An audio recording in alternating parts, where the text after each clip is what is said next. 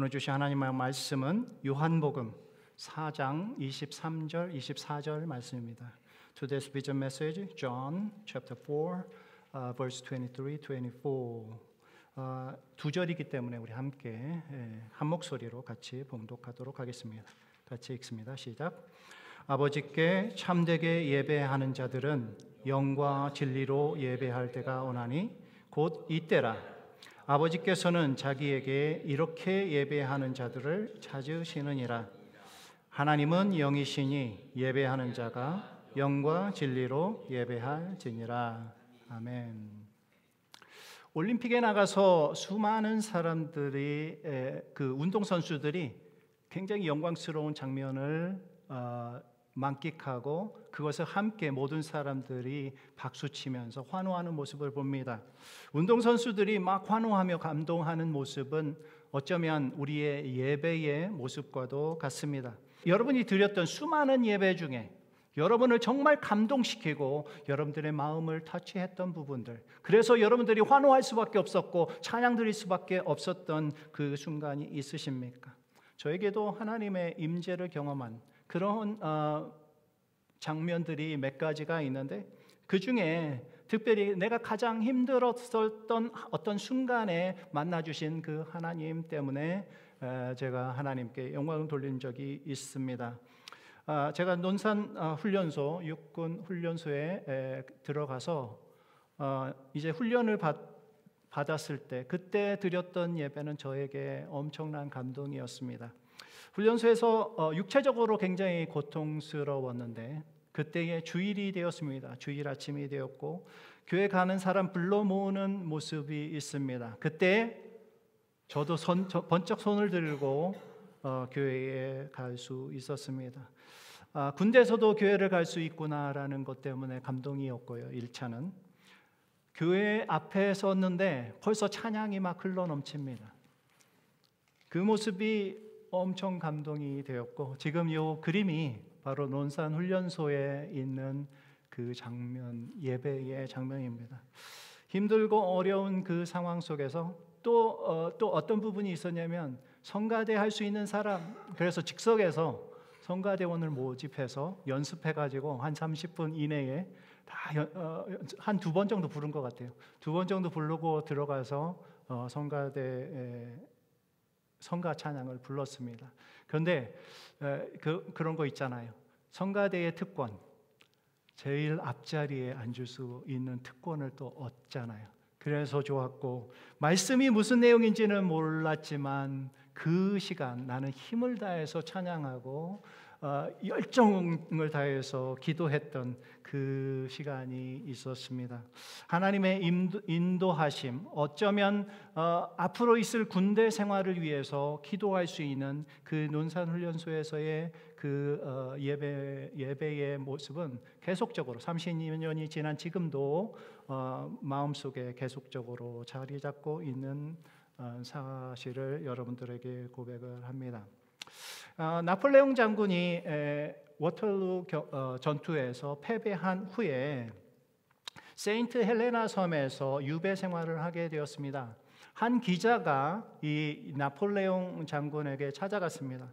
그래서 물어봤습니다. 당신이 평생 동안에 가장 행복했던 시간이 언제입니까? 라고 물어봅니다. 그랬을 때 나폴레옹은 눈을 감고 회상을 하다가 이런 고백을 합니다. 그 고백 중의 내용이 지금 오늘 들려주신 이렇게 자막에 있는 내용입니다. 이렇게 고백합니다. 전투가 치열하던 어떤 주일이었죠. 그때 나는 쫄병이었지만 아침에 철모를 벗고 교회에 가서 하나님께 감사하고 눈물을 흘리며 예배를 드릴 때가 있었습니다. 바로 그때가 내게 있어서 가장 행복했던 때였습니다.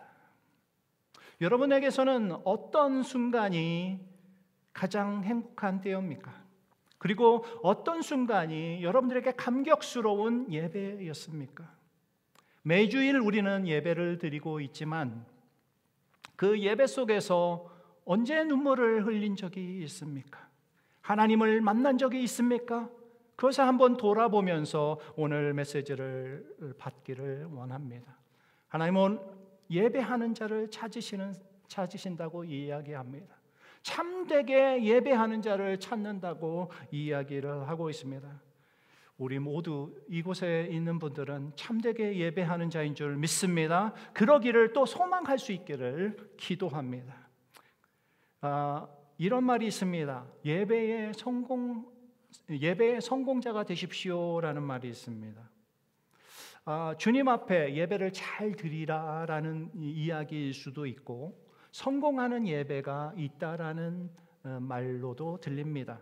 그렇다면 반대로 실패한 예배자도 있을 것이고 실패한 예배의 모습도 있을 거라는 것이죠. 어떤 사람이 실패한 사람입니까? 어떤 사람이 예배에 성공한 사람입니까? 구약 성경에 보면 창세기 4장 말씀에 가인과 아벨이 제사를 드리는 모습을 비교로 드립니다. 짧게 요약해서 설명을 하면 가인의 예배는 하나님께서 받지 않으셨고 아벨의 제사를 받으셨습니다. 아벨은 성공한 예배자였습니다. 왜냐하면 하나님께서 그 예배를 받으셨기 때문입니다. 가인은 실패한 예배자입니다. 왜냐하면 하나님께서 받지 않으셨기 때문입니다. 우리가 드려지는 수많은 예배가 온전하게 되고 성공적인 예배가 되기 위해서 우리는 무엇을 해야 될까요? 하나님께서 만약에 우리가 그 성공적인 예배 속에 들어가게 되면 하나님께서 주시는 만족감이 있습니다. 기쁨이 있습니다. 그 특별한 하나님과의 만남에 대한 그 경험 때문에 아마 그 만족감과 기쁨도 생기는 줄 믿습니다. 그렇다면 하나님께서 찾으시는 그 참된 예배자, 참되게 예배 드리는 사람뿐만 아니라 참된 예배는 또 무엇인가? 하나님은 참되게 예배하는 사람들을 찾는다고 하셨는데, 지금도 찾고 계신다고 하셨는데, 수많은 교회에서 지금 예배를 드리고 있는데 그 중에서 어떤 교회 그리고 어떤 사람을 지금 눈여겨보실까라는 것이죠. 저는 오늘 성경 말씀 본문을 통해서 하나님이 찾으시는 이 참된 예배자가 되려면 어떤 모습이어야 될까, 무엇을 생각해야 될까를 세 가지 모습으로 함께 생각하기를 원합니다. 첫 번째는 장소입니다. 요한복음 4장 20절 말씀에 보면 사마리아에 들어가신 그 예수님과 그 여인이 나누는 대화 속의 일부를 소개하고 있습니다. 여인이 이렇게 얘기합니다. 우리 조상들은 이 산에서도 예배하는데 당신들의 말은 예배할 때가 예루살렘이다라고 합니다라고 이야기를 꺼내고 있는 것이죠. 그러니까 사마리아 사람들은 그리심산이라는 곳에서 예배를 드리고 있고, 그 유대인들은 예루살렘에서 예배를 드린다는 얘기입니다. 사실은 이 질문의 배경이 되는 그 상황, 역사적인 배경을 여러분들이 알 필요가 있기 때문에 잠깐 설명을 합니다.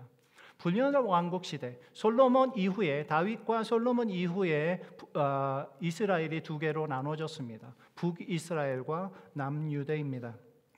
그런데 북쪽에 있는 이스라엘이 속해 있는 곳이 10개 지파인데 그 중에 이제 사마리아 지역이 속해 있습니다. 그런데 이 아수르가 722년에 이 이스라엘을 멸망시킵니다. 그 아수르가 이 멸망시키고 나서 그쪽에 사는 사람들을 전부 다 포로로 끌고 갑니다. 그리고는 그 지역에 외국의 이방인들을 보내게 됩니다.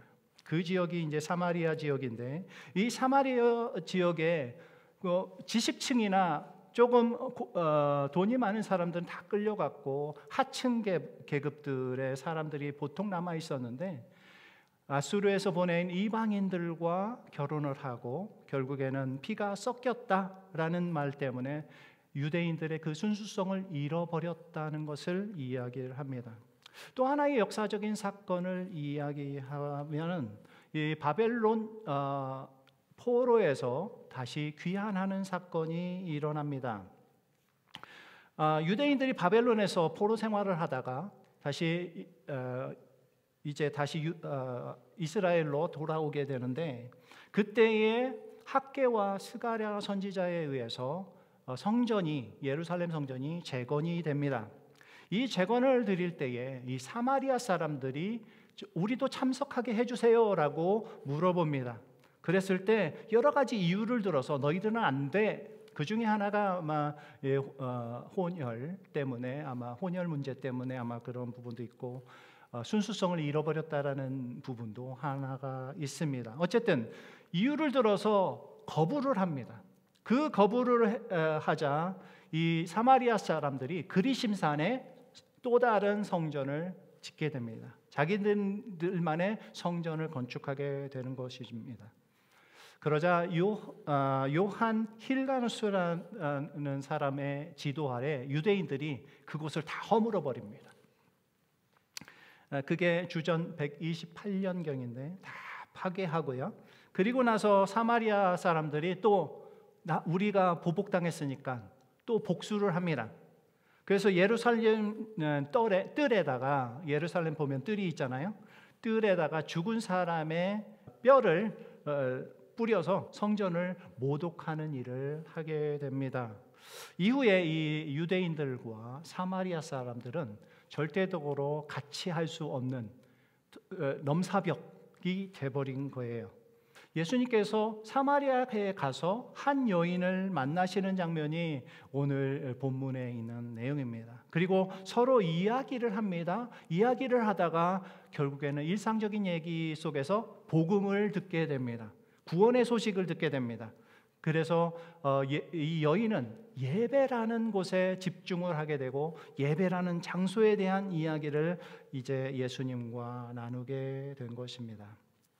근데 여러분들, 예수님께서 가실 때 요한복음 4장 4절 말씀에 보면 이런 말씀이 있습니다.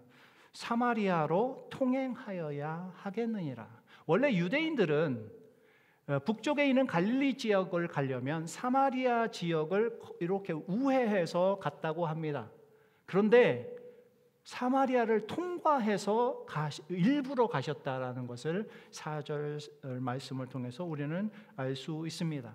사마리아에 의도적으로 가신 그 예수님, 그런데 그 의도적으로 가신 그 사마리아 지역의 한 여인을 만나고 그 한 여인에게 이 예배의 장소에 대한 문제를 듣게 하게 하시면서 이제 우리가 예배 장소에 대한 어떤 생각을 가져야 되는 것인지를 예수님께서 말씀하고 있다고 생각합니다.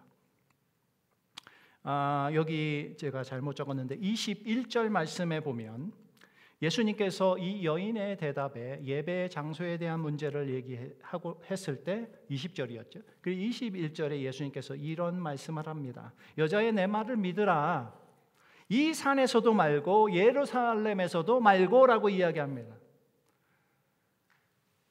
그리심산도 아니고 예루살렘 거기 성전도 아니다라고 이야기를 합니다. 여기서 예수님께서 말씀하시고자 하는 것은 장소가 문제가 안 된다는 거예요. 장소가 아니라 예수님을 향한 마음, 하나님을 향한 마음이 있느냐라는 것을 말씀하시려고 했던 것입니다. 너희들이 정말 하나님께 집중하고 있는가? 예배 시간에 정말 하나님에 집중하는 사람을 하나님께서 찾으시는 줄 믿습니다. 예배 전에 무슨 일이 있었는지, 그리고 집을 떠나는 순간 내가 가스밸브를 잠갔는지, 옛날에는요, 그렇죠?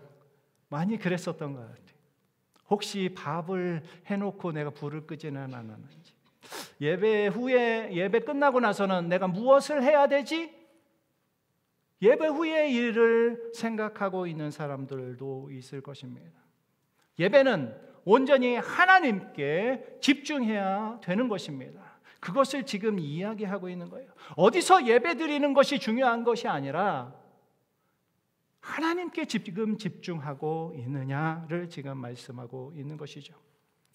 사무엘 선지자가 다윗을 선택하게 됐을 때 이새의 집, 다윗의 아버지죠, 이새의 집에 방문해서 안수할 다윗을 찾게 됩니다. 근데 다윗인지 몰랐는데 장남인 엘리압이 딱 보입니다. 키도 훤칠하고 아주 잘생겼습니다. 그래서 그 엘리압에게 안수를 하려고 합니다. 그랬더니 하나님께서 이런 말씀을 하십니다. 사무엘상 16장 7절 말씀입니다. 여호와께서 사무엘에게 이르시되 그의 용모와 키를 보지 말라. 내가 이미 그를 버렸노라. 내가 보는 것은 사람과 같지 아니하니 사람은 외모를 보거니와 나 여호와는 중심을 보느니라. 하나님께서는 우리의 마음 중심을 보신다라는 거예요. 하나님은 오늘 이곳에도 계시고 우리의 마음을 보고 계시는 줄 믿습니다. 하나님이 찾으시는 예배자, 그 예배자는 바로 하나님께 집중하는, 장소의 문제가 아닌 하나님께 집중하는 사람인 줄 믿습니다. 두 번째로 생각할 부분은 바로 우리의 예배의 대상입니다. 22절 말씀에 보면 너희는 알지 못하는 것을 예배한다, 우리는 아는 것을 예배한다 라고 기록하고 있습니다. 사마리아 사람들은 자기들이 맞다고 생각하는 그리심산에서 예배를 드립니다. 왜냐하면 예루살렘 성에 갈 수가 없기 때문에 그렇기도 한데, 그리심산에서 예배를 드리게 되는 이유에 대해서 합당하게 자기가 이유를 듭니다. 하나의 예를 들면은 아브라함이 아들 이삭을 제물을 드렸을 때가 모리아산이잖아요. 그곳이 그리심산이다라고 가르칩니다. 그들은 그리심산에 하나님의 영광이 있을 것이다라고 이야기합니다. 그리고 그것이 신성한 곳이다라고 이야기합니다. 예루살렘을 멸시합니다.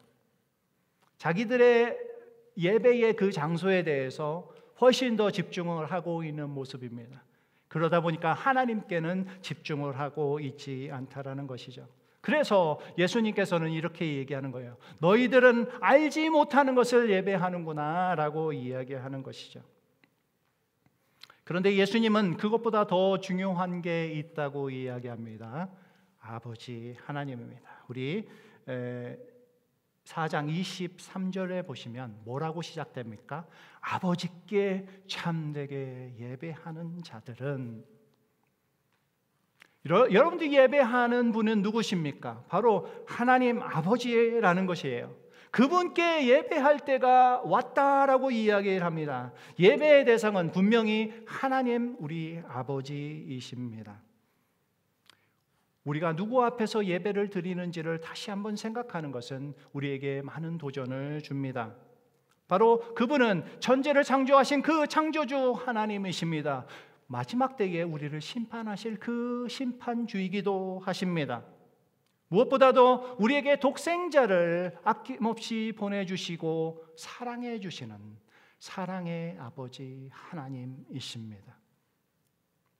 그분이 여러분들을 초대했고 초청했다라는 말은 엄청난 감동일 수밖에 없습니다. 그 우주의 주권자, 모든 것의 통치자, 그분이 여러분들을 초대하셨다라는 이야기입니다. 요한복음 6장 44절에 이렇게 예수님께서 말씀하십니다. 나를 보내신 아버지께서 이끌지 아니하시면 아무도 내게 올 수 없다라고 얘기합니다. 여러분들 이곳에 앉아있는 것이 그냥 우연히 앉아있는 것이 아닙니다. 하나님께서 여러분들을 초대하셨고 그 초청에 여러분들이 응했다라는 것이죠. 하나님으로부터 선택받은 자, 초대받은 자, 그것이 당신들입니다.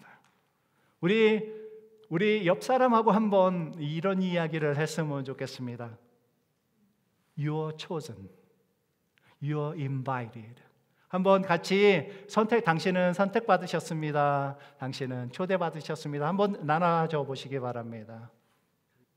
오늘 사마리아 여인은요, 예수님을 만나고 나서 예배를 어디에서 드릴까라는 부분에 관심이 있었습니다. 예수님의 말씀은 사실은 그것보다 더 중요한 것이 있는데 누구에게 예배를 드리는가를 지금 강조하고 있다고 믿습니다. 하나님께 예배하는 자는 우리가 예배 드려야 될 그 대상, 우리 하나님 아버지께 집중해야 되는 것입니다. 그것이 우리가 참된 예배자로 설 수 있는 두 번째 단계이시죠. 세 번째는 바로 시간의 문제입니다. 예배의 시간. 23절에 보면 예배할 때가 왔다라고 얘기합니다. 그러면서 뭐라고 얘기합니까? 이때라라고 얘기합니다. 영과 진리로 예배할 때가 있는데 그때가 바로 이때라라고 이야기합니다. 이미 장소의 문제가 아니었다라는 사실을 저는 말씀드렸습니다. 그리고 예배의 대상이 중요한데 그게 아버지 하나님인 것을 이야기했습니다. 그런데 여기 보니까 예배할 때가 있다고, 때가 왔다고 이야기합니다. 그게 바로 이때라고 이야기합니다. 약간한 앞절의 말씀을 여러분들에게 소개합니다. 왜냐하면 우리가 성경 말씀을 다 안 읽었기 때문입니다. 예수님이 이 여인을 만나고 나서 이런 질문을 하십니다. 물 좀 달라고 이야기합니다. 그랬더니 아까도 이 말씀드렸지만 유대인들하고 사마리아 사람들은 말을 섞지 않습니다. 말까지 섞지 않기 때문에 왜 유대인이 사마리아인에게 상종하십니까? 상종하십니까? 말을 겁니까? 이런 말을 합니다. 의아해하는 이 여인의 모습에 예수님께서는 이런 말씀을 하십니다. 자신이 누구인 줄 알았더라면, 네가 지금 이야기하는 사람이 누구인 줄 알았더라면 오히려 물을 구했을 것이다 라고 이야기합니다. 그리고 그 물은 생수이고 영원히 솟아나는 생명수다라고 이야기를 합니다. 여인이 얘기합니다. 저도 그 물을 먹었으면 좋겠습니다 라고 얘기합니다. 더 이상 물을 들어올 필요도 없기 때문이지요.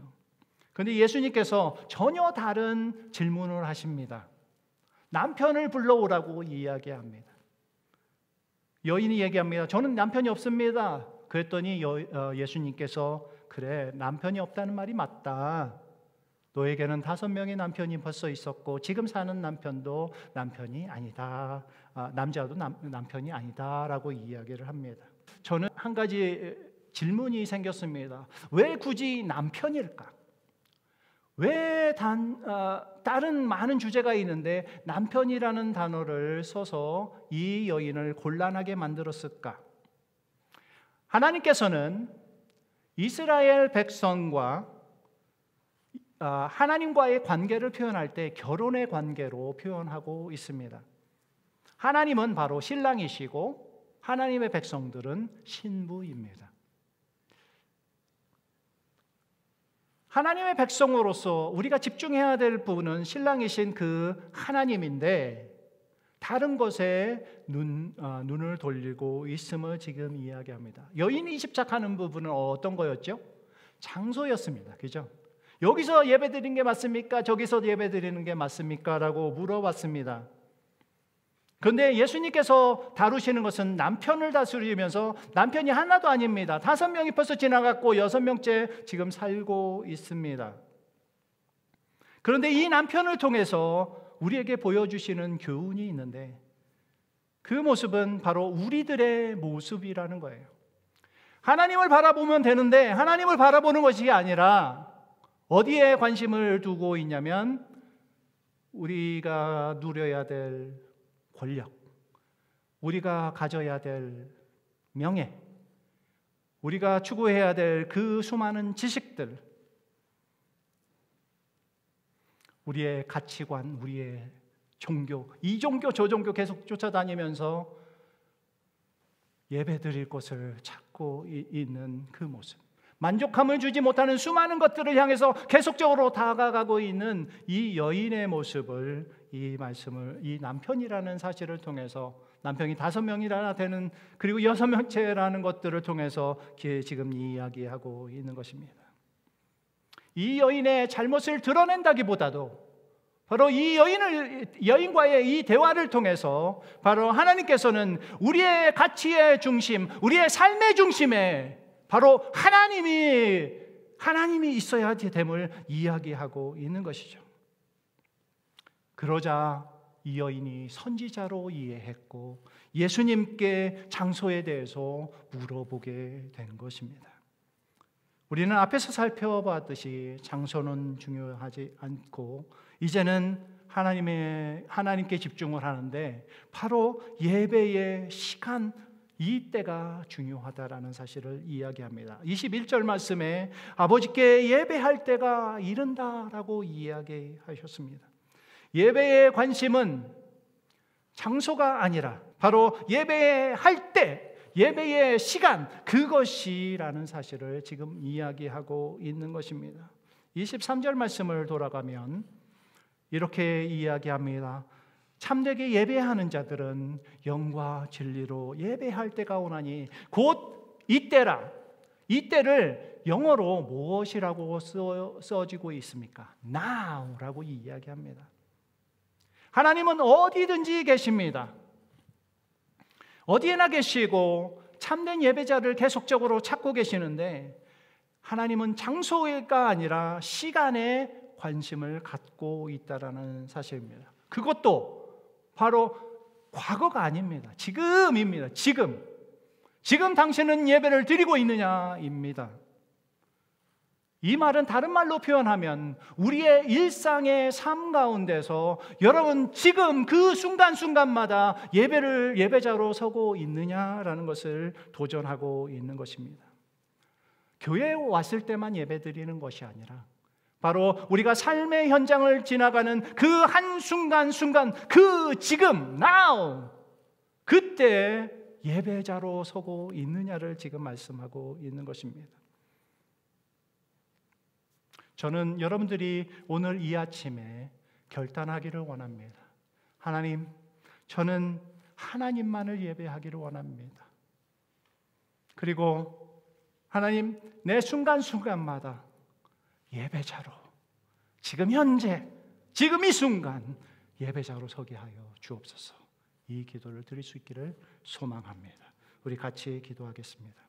오늘 기도하실 때에 우리는 이런 기도를 함께 드렸으면 좋겠습니다. 하나님, 저는 하나님께 예배하는 삶을 오해했습니다. 교회에서만 예배한다고 생각했습니다. 장소에만 집착했습니다. 그리고는 하나님을 찾아 헤맸습니다. 예배의 대상은 잊어버린 채 예배에 대한 편견을 가지고 살았습니다. 하나님 용서해 주옵소서. 지금 이 시간에 우리가 예배드리는 하나님께 집중하기를 원합니다. 그리고 현재를 살아가는 우리 지금 현재 그리고 날마다 순간순간마다 예배자로 설 수 있도록 하여 주옵소서. 그래서 참되게 예배하는 자를 찾으신 그 하나님을 만나게 하여 주옵소서. 우리 함께 기도함으로 나아가도록 하겠습니다. 하나님 감사합니다. 살아계신 하나님 아버지, 오늘 우리의 예배를 받음에 감사드립니다. 참되게 예배하는 자를 찾으시는 그 하나님 아버지의 음성을 듣습니다. 장소가 아니라 하나님 아버지입니다. 장소가 아니라 지금 이 시간입니다. 우리들에게 주어진 이 시간 예배의 시간으로 만들게 하시고 우리의 일상의 삶 순간순간마다 정말 하나님이 원하시는 참된 예배자가 될 수 있도록 인도하여 주시옵소서. 감사드리며 예수님의 이름으로 기도드립니다. 아멘.